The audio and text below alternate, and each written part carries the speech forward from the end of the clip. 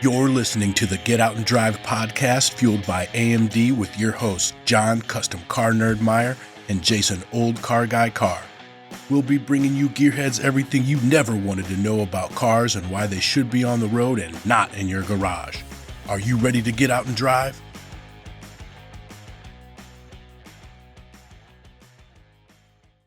Get Out and Drive podcast is here at MCACN 2024 with Randy Condon. Yes. And you have a Dazed and Confused movie car tribute. Yes.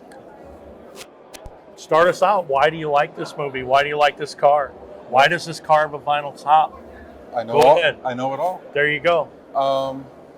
When the movie came out, I saw the movie in the theaters, and the very first scene was that GTO coming into the high school parking lot. Sweet emotion. And everybody gets chills. Everybody that cares still doesn't matter. And I said, someday I'm going to have a car like that. Okay. And you know, I've always been into Pontiacs. And one day I just said, I'm going to build one. And I made it exactly like the movie car. Nice. Down to every detail. And you've obviously watched the movie enough to notice what steering wheel is in it, and steering wheel, and all the other geeks out there that can tell you that your car is right or wrong. Yes, the people that say that the spoiler motor decal does not match the hood decal, but that's the way it is. That's the way it was in the movie. Yeah. The only detail that's not the same would be the chrome mirror on the door, but that was aesthetics. Yeah, I like the sport mirrors better. Sport mirrors are a hell of a lot better than that clanky. Yeah, the cranky mirror thing. Right. Yeah. So that's basically the only detail that's not there.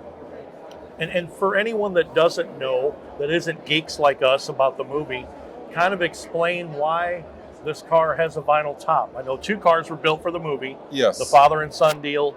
The father and son, Pat Sullivan and his son. Okay. They had a GTO that was sitting in the driveway of their house. Right. And it was kind of a derelict, a bunch of different colors. So I think they painted it white or something originally. Okay. And then they decided to paint it orbit orange because they liked two-lane blacktop. Sure.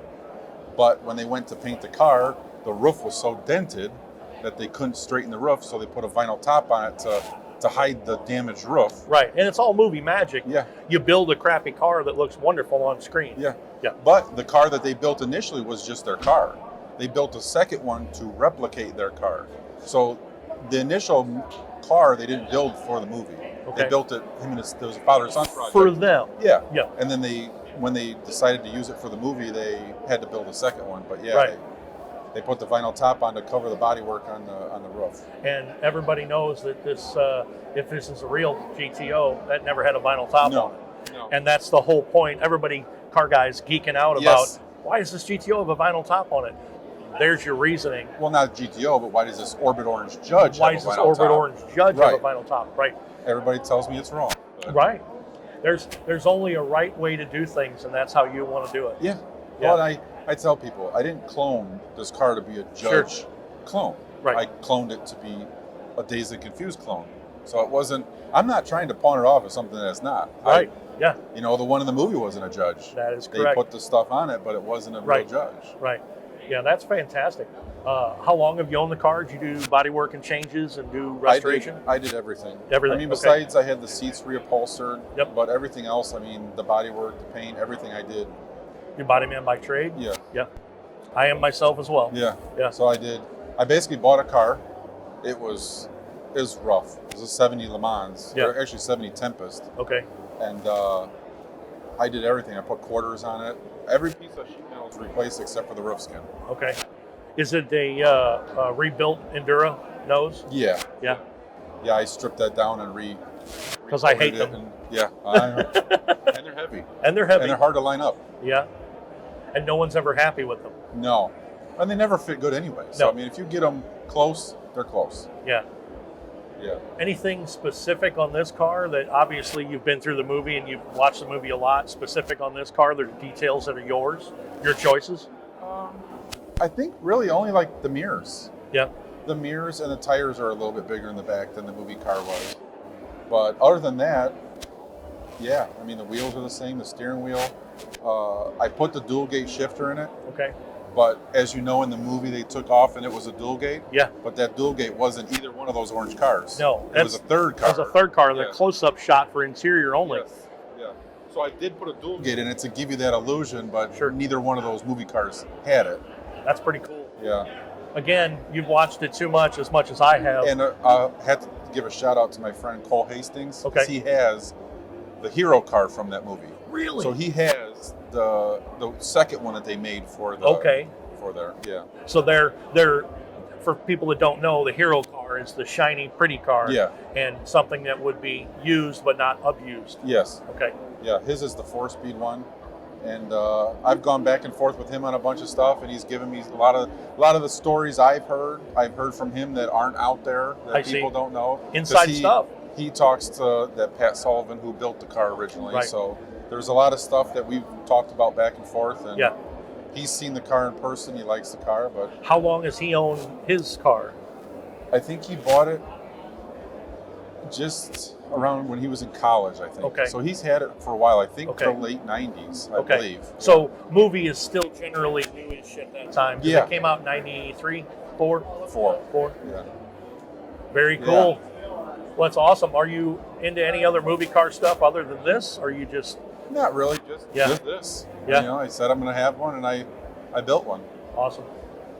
Well, cool. Here's your reminder to support the companies that support your right to get out and drive. Auto Metal Direct is a premier manufacturer of high-quality restoration parts for classic American cars and trucks. AMD offers a wide range of components including body panels, trim, glass, weather stripping, and much more, crafted to meet or exceed original equipment specifications. Be sure to visit autometaldirect.com as you get your ride ready to get out and drive. What drives you? Here's your reminder to support the companies that support your right to get out and drive. Racing Junk has been a longtime supporter of our podcast. You may have seen us podcasting live from the Racing Junk booth at SEMA and PRI. Racing Junk is the world's #1 racing and performance marketplace. You just can't beat their free classifieds filled with cars, parts, antiques, trailers, and more. Be sure to speed over to racingjunk.com to find those parts you've been looking for or to list the stuff that's taking up space in your garage for free. What drives you? With National Get Out and Drive Day 2024 in the rearview mirror, we're looking out the windshield and focused on Drive Day 2025. National Get Out and Drive Day will be held on October 5th, 2025. Sign up now at getoutanddrive.com to receive your free official decal. Let us know how you'll be celebrating National Get Out and Drive Day. If you are part of a car club or having a car show that you want to promote National Get Out and Drive Day, let us know and we can send some decals for everyone. Send us pics of your ride and we'll feature them as part of our National Get Out and Drive Day promotions. Show your support for National Get Out and Drive Day by becoming a sponsor or including Drive Day in your show listings and company calendars. Let's get out and drive in 2025. Cruise on over to our website, getoutanddrive.com, for all the info you never wanted to know about our podcast. Hit us up on our listener hotline, be the first to know what's happening, get industry news, and grab your Get Out and Drive merch. Connect with us on social media. Find us on Facebook, Instagram, and TikTok. Follow us on X at Get Out and Drive Pod. Are you ready to get out and drive in 2025? Get those cars on the road on October 5th, 2025 to celebrate National Get Out and Drive Day. Visit nationalgetoutanddriveday.com for more info. What drives you?